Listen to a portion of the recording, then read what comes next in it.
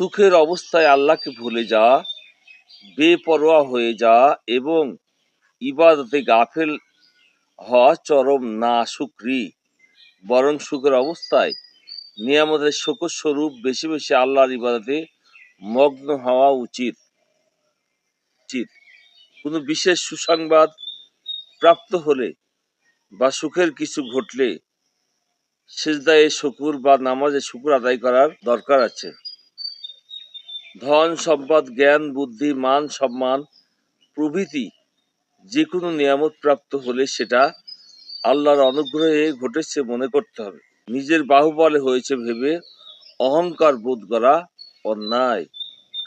কেউ কোনো সুসংবাদ নিয়ে এলে তাকে এনাম পুরস্কার দেওয়া নবীদের সুন্নত। খুশির কিছু ঘটলে বন্ধু বান্ধব প্রমুখ লোকদেরকে দাওয়াত করে খাওয়ানো সুন্নত।